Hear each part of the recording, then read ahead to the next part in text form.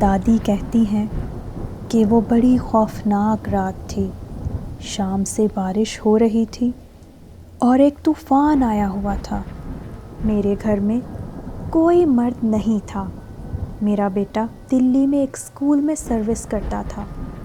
بھتیجے کی امی کا مکان میرے مکان سے نزدیک تھا۔ وہ بچے کی پیدائش پر میرے ہی پاس آ کر رہتی تھی، کیونکہ اس کے ماں باپ مر چکے تھے، اس لیے اپنے میکے نہیں جاتی تھی۔ اس وقت بھی اس کی بچی پیدا ہوئی تھی۔ وہ اور اس کے بچے میرے پاس تھے۔ اب بارش کے ساتھ ہوا کے جھکڑ بھی چلنے لگے تھے، جس کی وجہ سے رات کی تاریکی اور تنہائی بہت خوفناک محسوس ہو رہی تھی، اور سب بچے سوئے ہوئے تھے۔ ایک رشتہ دار خاتون بھی سو رہی تھی۔ ایسا لگتا تھا جیسے یہ بارش اب کبھی نہیں رکے گی۔ بجلی بار بار کڑکتی، اس کی شدت میں اضافہ ہوتا جا رہا تھا۔ میں جاگ رہی تھی۔ میں نے ٹائم دیکھا تو 12 بج رہے تھے۔ ابھی کافی رات باقی تھی۔ اچانک میں نے محسوس کیا کہ باہر دروازے پر کوئی دستک دے رہا ہے۔ میں نے سوچا، اتنی رات میں طوفانی بارش میں کون آ سکتا ہے، جبکہ گاؤں کی کچی گلیاں کیچڑ اور پانی سے بھری ہوئی ہیں۔ میں سمجھی میرا وہم ہے، لیکن واقعی کوئی دروازہ بجا رہا تھا، اور اب پہلے سے بھی زیادہ زور سے بجا رہا تھا۔ بہو بھی جاگ گئی، اور ہماری ایک رشتہ دار عورت جو آئی ہوئی تھی وہ بھی جاگ گئی۔ میں نے چادر سر پر ڈالی اور دروازہ کھولنے پہنچ گئی۔ کنڈی کھول کر دیکھا تو باہر دروازے پر کالا برقع پہنے انوری کھڑی تھی۔ میں نے کہا، ارے انوری، خیریت تو ہے؟ چل اندر۔ انوری نے کہا، خالہ میں نے کھیر پکائی تھی، سوچا دے آؤں، بچے گرم گرم کھا لیں گے۔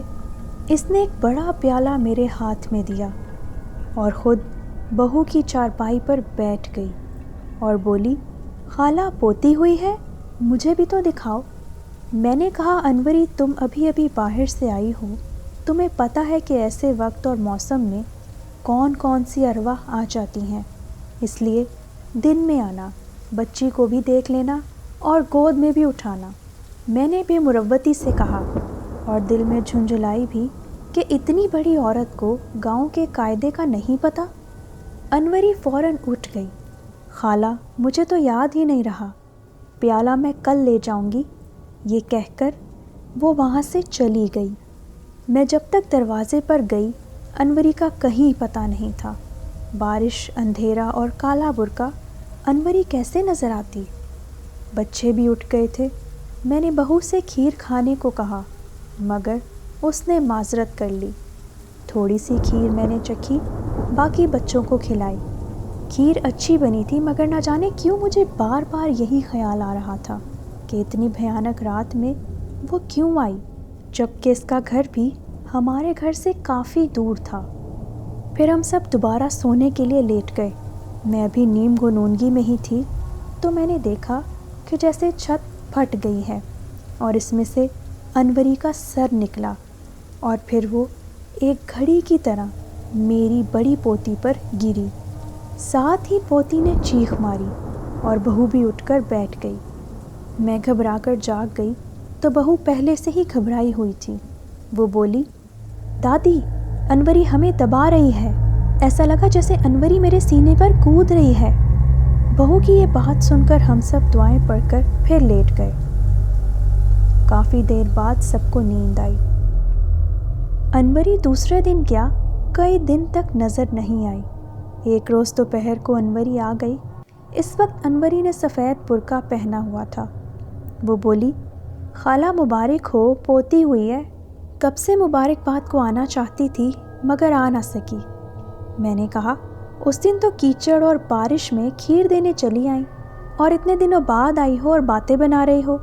اس پر وہ حیرانگی سے بولی، کون سی کھیر؟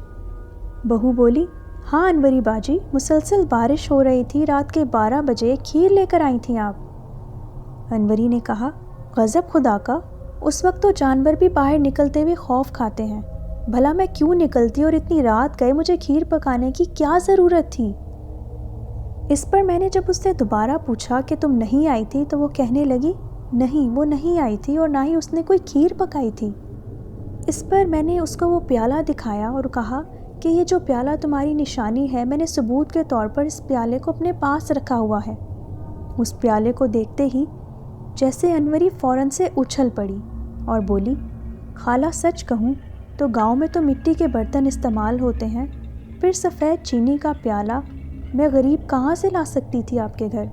نہ یہ پیالہ میرا ہے اور نہ ہی میں لے کر آئی تھی، میرا یقین کریں۔ انوری کی یہ بات سن کر اب ایک دم مجھے کچھ سمجھ میں آنے لگا۔ میں نے کہا چھوڑو اور اس بات کو بھول جاؤ، شاید ہمیں غلطی لگی ہوگی۔ انوری تو چلی گئی لیکن میرا ذہن ابھی بھی الجھا ہوا تھا کہ کھیر کس نے بھیجی ہوگی، انوری کی شکل میں کون آیا ہوگا، اور پھر وہ بہو اور پوتی کو دیکھنے پر انوری کا اصرار کیوں تھا؟ کون بہو کو نقصان پہنچانا چاہتا تھا؟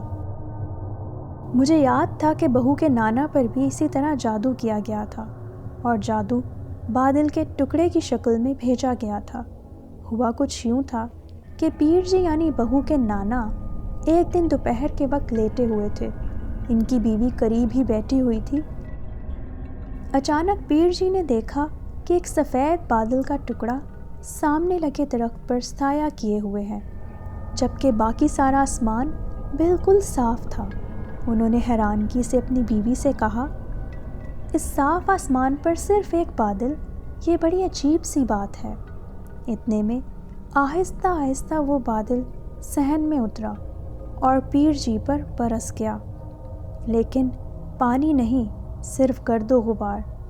پیر جی کی بیوی کا کہنا تھا کہ میں یہ سب دیکھ کر ابھی حیران بھی نہ ہو پائی تھی کہ پیر جی تڑپ کر چارپائی سے نیچے گرے، اور جب تک حکیم صاحب آتے وہ اس دنیا سے گزر چکے تھے۔ پیر جی کے دوست مولانا تھے، وہ دوسرے گاؤں میں رہتے تھے۔ انہیں جیسے ہی اطلاع ملی تو وہ فوراً گھوڑے پر دوڑے چلے آئے۔ وہ پیر جی کا منہ دیکھنے کے لیے جھکے تو فوراً جھٹکے سے سیدھے ہو کر بولے، فوراً کوڑا مٹکا لاؤ، جلدی۔ اس وقت کفن دفن کا سامان، مٹکے، چٹائیاں، کافور سب کچھ آ چکا تھا۔ پیر جی کے داماد نے فوراً مٹکا مولانا جی کو دیا۔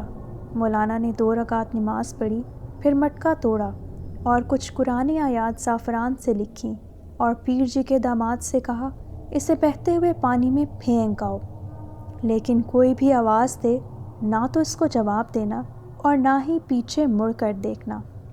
اب دیکھتے ہیں کہ پہلے تم آتے ہو یا پیر جی اٹھتے ہیں۔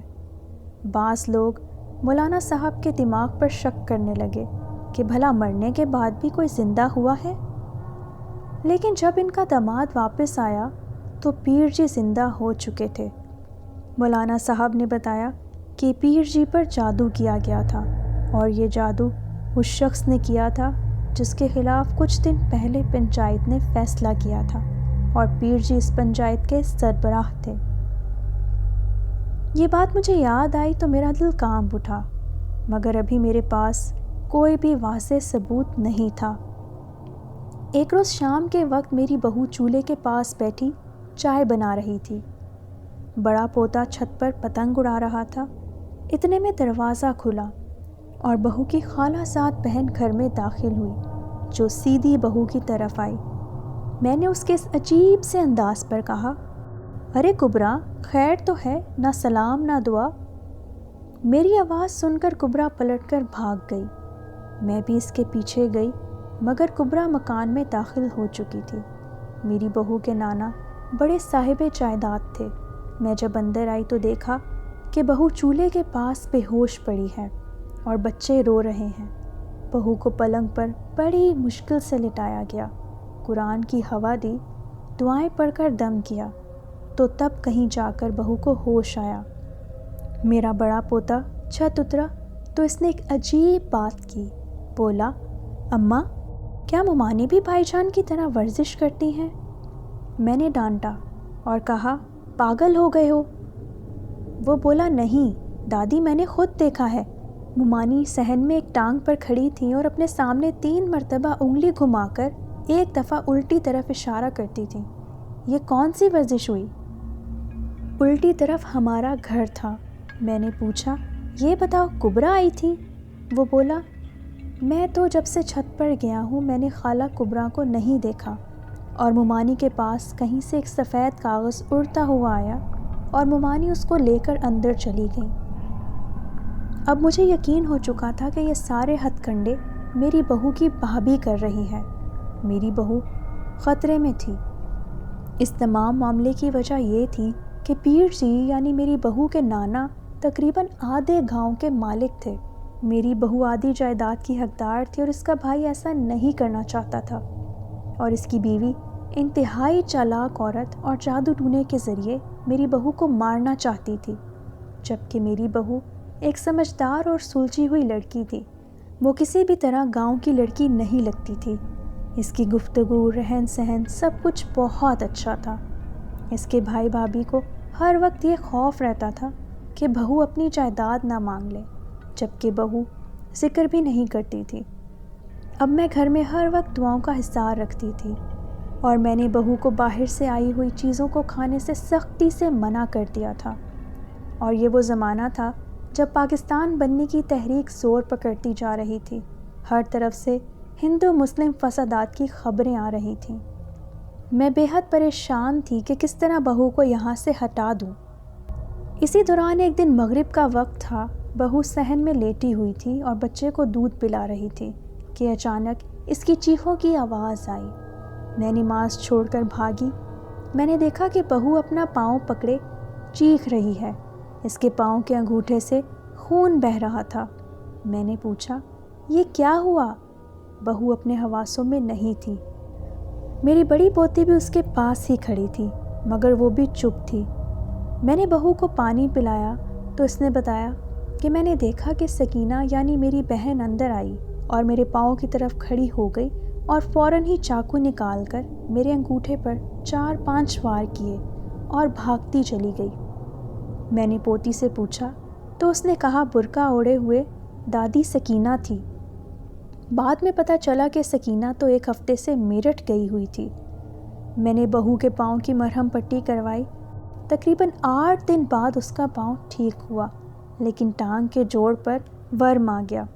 حکیم صاحب کو دکھایا تو انہوں نے کہا زخم ٹھیک ہوگا تو ورم اتر جائے گا۔ اس بات پر ہم مطمئن ہو گئے۔ بہو اب لنگڑا لنگڑا کر چلتی تھی، مگر مجھے نہیں پتا تھا کہ دشمن اپنا کام کر چکا ہے۔ ہندو مسلم فسادات کی وجہ سے لوگ گاؤں چھوڑ کر بھاگنے لگے اور ہم بھی کراچی آ گئے۔ ورم آہستہ آہستہ پھوڑے کی شکل اختیار کر گیا اور اس کے بعد ناسور بن گیا، جس نے تمام ٹانگ کو لپیٹ میں لے لیا۔ اس طرح میری بہو دشمنی کی نظر ہو کر اس دنیا سے رخصت ہو گئی۔ میں سوچتی تھی وہ لوگ کامیاب رہے کیونکہ ساری دولت ان کو مل گئی۔ اب بٹوارے والا کوئی نہ رہا، مگر خدا کی لاٹھی بے آواز ہوتی ہے۔ میری بہو کی بھابھی جو عمل کروا رہی تھی، اس سے اس کے دونوں بیٹے 3 سال کے اندر اندر TB ہو کر مر گئے، اور بھابھی خود بارش میں چھت گرنے سے ہلاک ہو گئی، اور اس کا کوئی نام لینے والا نہ رہا تھا۔ اور اس طرح اس جائیداد سے فائدہ وہ بھی نہ اٹھا سکے اور اپنے اوپر بوجھ الگ سے لے کر گئے۔